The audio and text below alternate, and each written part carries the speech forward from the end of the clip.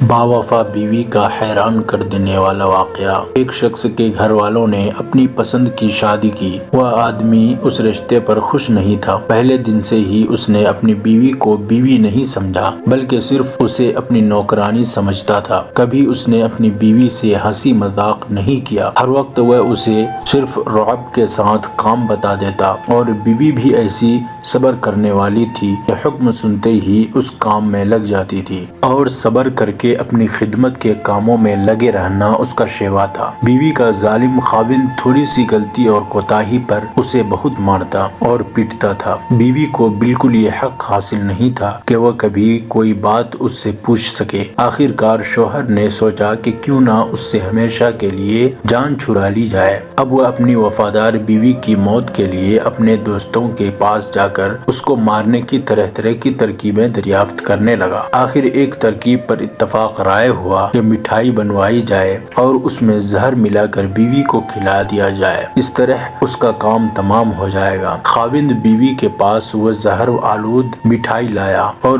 بڑی محبت سے کہنے لگا اسے کھا لو۔ بیوی اس کی زندگی میں پہلی دفعہ اتنی محبت دیکھ کر بہت خوش ہوا اور حیرت زدہ ہوئی اور اسے یہ بھی یقین ہو گیا تھا کہ اس مٹھائی میں زہر ہے۔ خاوند نے کہا اسے کھا لو۔ بیوی نے 3 دفعہ پوچھا کھا لوں؟ اس ظالم نے بھی تینوں دفعہ یہی کہا کہ کھا لو۔ بیوی نے اس زہر آلود مٹھائی کو خاوند کا حکم سمجھ کر کھا لیا۔ خیر وہ ظالم خاوند باہر چلا گیا اور دوستوں کے ساتھ جا کر بیوی کی موت کی خوشی کے جشن منانے لگا اور اس کی موت کی خبر کے سننے کا انتظار کرنے لگا کہ ابھی اس کی موت کی خبر آئے گی۔ وہ یہ سوچ ہی رہا تھا اور اندر اندر خوش بھی ہو رہا تھا۔ اتنے میں ایک آدمی بھاگتا ہوا آیا اور کہنے لگا کہ جلدی گھر چلو، تمہاری بیوی کی آخری سانسیں ہیں اور وہ بار بار تمہارا نام لے رہی ہے۔ جب یہ ظالم خاوند گھر پہنچا تو بیوی سامنے پڑی تھی، منہ سے جھانک بہہ رہی،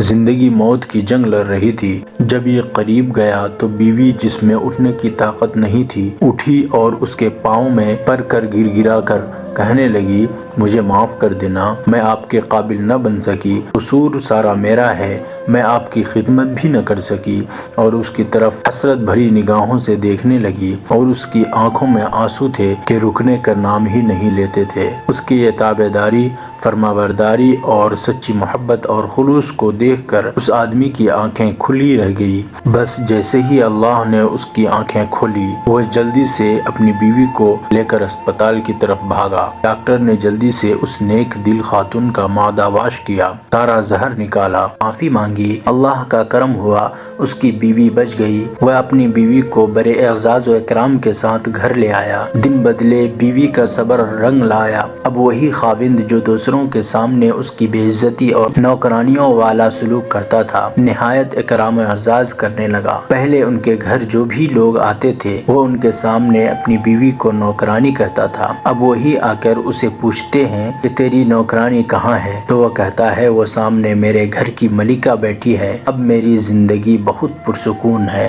یہ اسٹوری اگر آپ کو پسند آئی ہو تو ویڈیو کو لائک اور چینل کو سبسکرائب کرنا نہ بھولے۔